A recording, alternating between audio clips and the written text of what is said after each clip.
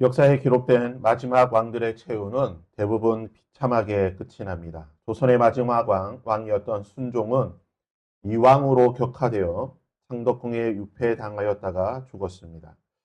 고려의 마지막 왕이라고 할 수 있는 공양왕은 유배지에서 두 아들과 함께 자객에게 살해당했습니다. 청나라 마지막 황제인 푸이, 마지막 황제라고 하는 영화로도 유명한데요. 그는 황제에서 평민으로 강등되었고 베이징 식물원 원예사로 지내다가 죽었습니다. 이처럼 동서고금을 막론하고 왕조의 마지막 왕은 비참하게 끝을 냈습니다. 그리고 남유다 345년 역사의 종지부를 찍은 남유다의 마지막 왕 시드기야. 그 역시 비참한 생을 마감하게 됩니다. 요시아의 넷째 아들로 태어난 시드기야. 원래 이름은 마따니아입니다. 바벨론에 의해 남유다의 20대 왕으로 즉위하게 됩니다. 본명이었던 마따니아, 이 이름의 뜻은 여호와의 선물이라고 하는 뜻입니다. 아마 아버지 요시아가 이 막내 아들을 낳고 참 하나님께 감사하고 기뻐했던 것 같습니다. 하나님이 주신 귀한 선물이란 뜻으로 마따니아라고 하는 이름을 짓게 됩니다. 하지만 이 이름은 바벨론 왕에 의해 시드기야라고 하는 이름으로 개명당하게 됩니다. 시드기야, 이 이름의 뜻은 하나님은 공의로우시다. 하나님의 공의라는 뜻입니다. 그리고 시드기야라고 하는 이름대로 그의 삶에 그리고 남유다 가운데에 하나님의 공의가 그의 생애 가운데에 실현되게 됩니다. 시드기야는 바벨론 왕에 의해 왕이 되었지만 역설적이게도 여호와께서 예루살렘과 유다를 진노하심으로 그들을 그 앞에서 쫓아내실 때까지 이르렀더라. 시드기야가 바벨론 왕을 배반하니라. 바벨론에 의해 왕이 되었지만 역설적이게도 바벨론을 배반하게 되는 것입니다. 시드기야가 왜 바벨론 왕을 배반하였는가? 여러 가지 정치적인 이유와 여러 가지 원인을 찾을 수 있겠지만 가장 중요한 그리고 궁극적인 원인은 본문의 말씀에 나오는 것처럼 여호와께서 예루살렘과 유다에 대해서 진노하셨고 그들을 쫓아내실 때가 되었기 때문에 즉 하나님의 공의가 하나님의 심판이 그들에게 나타날 때가 되었기 때문에 시드기야가 바벨론 왕을 배반했다는 것입니다. 우리는 다시 한번 고백하게 됩니다. 역사의 주관자는 하나님이십니다. 비록 이재명 대통령이 또는 트럼프 대통령이 김정은 국방위원장이 무언가를 결정하고 행동하는 것처럼 보이겠지만 그들의 마음과 그들의 생각과 그들의 뜻을 주관하시고 그들이 그러한 결정과 행동을 하도록 이끄시는 분은 하나님이시라는 것입니다. 하나님의 섭리 가운데에 하나님의 역사 가운데에 이 모든 것들이 이루어지게 된다는 것입니다. 그러기에 우리가 할 수 있는 것은 하나님께서 우리의 지도자들을 통해 하나님의 선한 뜻이 나타날 수 있도록 하나님의 섭리가 나타날 수 있도록 기도하는 것입니다. 시드기야는 통치 제9년에 바벨론을 배반하게 됩니다. 즉 반란을 일으킨 것이죠. 바벨론은 9년 만에 두 번째로 남유다를 침략하게 되고 무려 2년 동안 예루살렘을 포위하게 됩니다. 오늘 본문 말씀에 이렇게 기록합니다. 시드기야 제9년 열째 달 10일에 바벨론의 왕 느부갓네살이 그의 모든 군대를 거느리고 예루살렘을 치러 올라와서 그 성에 대하여 진을 치고 주위에 토성을 쌓음에 그 성이 시드기야 왕 제11년까지 포위되었더라. 그러면서 보듯이 예루살렘은 히스기야 시대에 이 기온샘이라는 곳에 있던 기온샘까지 지하 터널을 파게 됩니다. 그래서 비록 예루살렘이 고지대에 있긴 하지만 기온샘에서 물을 끌어들여서 고립이 된다 할지라도 물은 공급이 됩니다. 고립이 되더라도 물이 공급이 되어서 물은 항상 마시고 지낼 수가 있습니다. 하지만 이 예루살렘은 주변에 있는 언덕이 굉장히 높기 때문에 다른 말로 해서 적들이 이 주변에 있게 되면 쉽게 고립이 되고 또 이 고립을 빠져나갈 수 없는 굉장히 지형적으로는 안 좋은 곳입니다. 그래서 그림에서 보듯이 주변에 적들이 포위를 하고 토성을 쌓게 되면 굉장히 힘든 곳이 바로 예루살렘이라는 곳입니다. 오늘 본문의 말씀 보시면요. 느부갓네살이 이 예루살렘 주위를 포위하고 토성을 쌓았다라고 말합니다. 실제로 고대 전쟁에서는 이렇게 성을 포위하고 토성을 쌓는 것이 일반적인 전쟁의 양상입니다. 근데 문제는 이렇게 주변에 토성을 쌓고 고립을 시키게 되면 이 안은, 성 안은 굶주림에 빠지게 된다는 것입니다. 당장에 마실 물이 떨어지게 되고 먹을 것이 없게 됩니다. 또한 여러 가지 도구를 통해서, 투석기를 통해서 쥐나 벼룩이나 또는 동물의 사체를 성 안에 던지게 되면 전염병이 돌게 됩니다. 말 그대로 고립된 상태에서 먹을 것, 마실 것도 없고 전염병이 돌게 되면 이 성 안에는 굉장한 기근과 어려움이 발생하게 된다는 것입니다. 오늘 3절 말씀해 보시면요. 그의 넷째 달 9일에 성중에 기근이 심하여 그 땅 백성의 양식이 떨어졌다라고 말합니다. 열왕기하 7장에 보시면요. 사마리아 성이 포위되었을 때에 기근이 심했다라고 말합니다. 얼마나 기근이 심하였는가?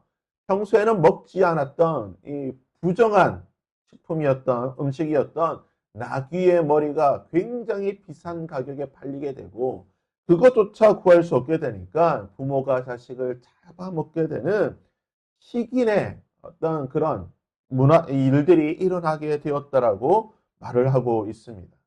2년 동안 극심한 기근이 있었던 예루살렘 성. 아마 모르긴 몰라도요. 비슷한 일이 일어나지 않았을까요? 먹을 수 없었던 것까지 먹게 되는, 심지어는 부모가 자식을 먹게 되는 이 엄청난 일이 일어나게 된 것입니다. 오늘 본문의 말씀 보시면요. 급기야 성의 일부가 바벨론 군인들에 의해서 무너지게 됩니다. 그러자 이 무너진 예루살렘 성벽 구멍을 통해서 시드기야 왕과 군대와 백성들이 다 도망을 치게 됩니다. 하지만 그들이 얼마 가지 못하고 여리고 평지에서 바벨론 군대에게 사로잡히게 됩니다. 바벨론을 배신하고 사로잡혔던 시드기야. 그의 마지막에 대해 오늘 말씀 7절에 이렇게 말합니다. 그들이 시드기야의 아들들을 그의 눈앞에서 죽이고 시드기야의 두 눈은 빼고 놋사슬로 그를 결박하여 바벨론으로 끌고 갔다. 자신의 뒤를 이어 왕이 될 수 있는 모든 아들을 다 죽이게 됩니다. 뿐만 아니라 시드기야 자신은 두 눈이 뽑힌 채로 바벨론으로 끌려가서 그곳에서 죽게 되는 것입니다. 이렇게 345년 동안 이어져 온 남유다의 역사는 끝을 맺게 됩니다. 바벨론은 단순히 시드기야를 죽였을 뿐만 아니라 여호와의 성전과 왕궁과 예루살렘의 모든 집을 다 불태워버리고 예루살렘 성벽을 파괴하게 됩니다. 여호와의 성전이 건축된 지 433년 만에 솔로몬에 의해서 여호와의 성전이 건축되었고 또한 솔로몬이 세웠던 그 왕궁이 그가 건축한 지 440년 만에 모래성처럼 무너지게 되었습니다. 뭇 열방의 왕들과 백성들이 여호와의 성전과 솔로몬의 왕궁을 보면서 놀라운 성전이다. 아름다운 성전이다. 하나님의 영광이 있는 곳이다. 화려한 곳이다라고 감탄하였던 이 하나님의 성전과 솔로몬의 왕궁은 모든 보물들이 다 빼앗긴 채 불에 타버리고 폐허처럼 무너지게 되었다는 것입니다. 예루살렘을 지켜주었던 높은 성벽들은 돌 위에 돌 하나 남지 아니하고 철저히 무너지게 되고 무려 70년 동안 무너진 채로 여우들이 들짐승들이 뛰어다니는 그러한 하찮은 돌무더기가 되었다는 것입니다. 하나님은 솔로몬이 성전을 봉헌할 때에 솔로몬이 하나님께 그 성전을 봉헌할 때에 하나님께서는 하나님의 그 성전, 솔로몬의 성전을 두고 이러한 말씀을 하셨습니다. 그러나 너희가 만일 돌이켜서 내가 너희 앞에 둔 내 율례와 명령을 버리고 가서 다른 신들을 섬겨 그들을 경배하며 내가 너희에게 준 땅에서 그 뿌리를 뽑아내고 내 이름을 위하여 거룩하게 한 이 성전을 내 앞에서 버려 모든 민족 중에 속담거리와 이야기거리가 되게 하리니 이 성전이 비록 높을지라도 그리로 지나가는 자마다 놀라 이르되 여호와께서 무슨 까닭으로 이 성전과 이 땅과 이 성전에 이같이 행하셨는고 하고 하면 대답하기를 그들이 자기 조상들을 애굽 땅에서 인도하여 내신 자기 하나님 여호와를 버리고 다른 신들에게 붙잡혀 그것들에게 경배하며 섬김으로 여호와께서 이 모든 재앙을 그들에게 내리셨다 하리라. 하나님의 성전을 봉헌할 때 하나님께서는 이 성전을 두시고 축복과 저주의 말씀을 하셨습니다. 내 이름을 경배하며 경외할 때에 내가 너희들에게 축복하여 줄 것이고 이 성전과 다윗의 위를 지켜줄 것이겠지만 너희들이 나를 떠나 하나님 말씀을 버리고 하나님을 버리게 되면 이 성전이 비록 높을지라도 다 무너지게 될 것입니다. 그리고 하나님은 이 축복과 저주의 말씀 440년 전에 하셨던 그 말씀 그대로 예루살렘 성전과 그리고 다윗 솔로몬의 왕궁에게 행하시게 되는 것입니다. 바벨론 남유다를 이끌고 다시 세울 수 있는 모든 세력들, 왕족과 귀족과 기술자들과 모든 사람들을 다 끌고 가게 됩니다. 그리고 자신들의 말에 순응하며 순순히 살아갈 수 있는 본문에는 비천한 사람이라고 표현돼요. 그러한 사람들만 예루살렘에 남겨두고 그들이 농사짓고 포도원을 가꾸면서 바벨론에 세금을 바칠 수 있는 그러한 사람들만 예루살렘에 남겨두게 되는 것입니다.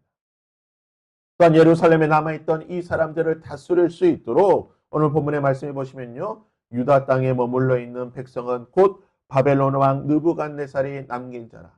왕이 사반의 손자 아이감의 아들 그달리아가 관할할 수 있도록 하였다라고 말하고 있습니다.